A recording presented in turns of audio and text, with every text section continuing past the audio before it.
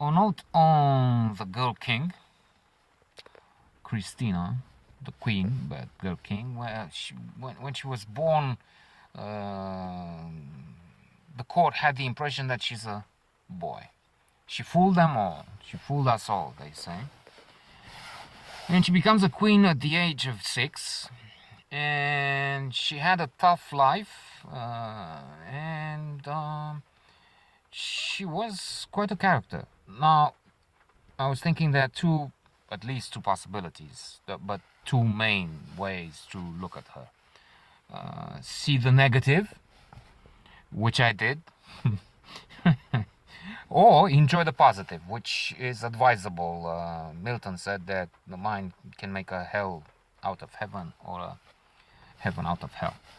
The problem here was that I came with baggage, so to say, with the biased with conception, with prejudice, because from what I knew, I read that she was greatly responsible for the death of Descartes. Of course, here we have the other look, the other version. We appreciate in the film, the audience is primed to appreciate her interest, the fact that it was so amazing that this girl in that age, when it was so much discouraged, he was discouraged to have any interest in this Rene Descartes. So she invited him, and that's the positive. That's the way probably to look at it. But I knew that she had him come to her court. Eventually, she lost the awe, the admiration and interest. And the poor genius, poor in the sense of health and the end result, had to wake up at something like 5 at dawn. And he hated that. He was a man who would rise at noon. And furthermore, in this cold, he couldn't stand the cold, and he had to go early in the morning in this cold and to see the queen, who was such an early riser. And that did it for him. That was my understanding. Of course, the other way is too, and the film helps the viewers get this other picture. An impressive woman, brave, with no childhood to speak of. At 6, she became a queen, and that sounds, wow, the queen, I'm the queen of... Well, that comes with so much responsibility and frustrations and no childhood.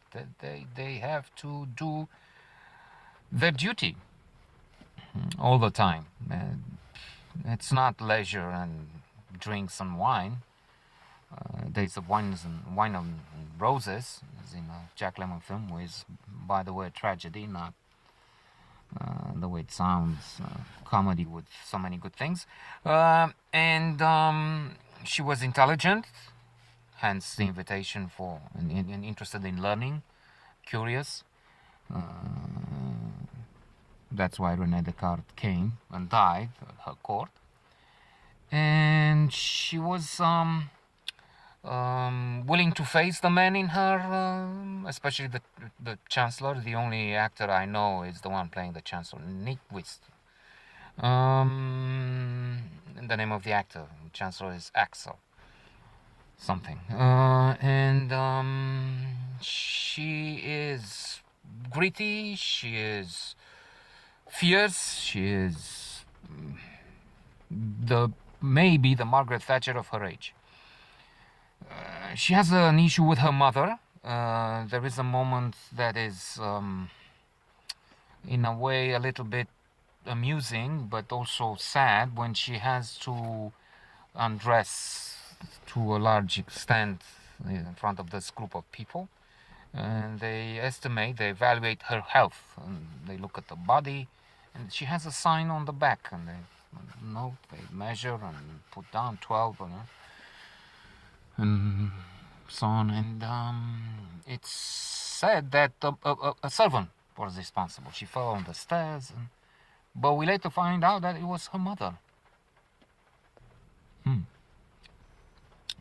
True, and we have so many other dramas, and we read in history that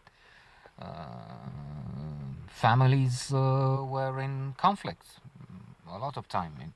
The biggest position in the land was at stake. They would kill each other, brother killing a brother, and father, son, the father, and so on.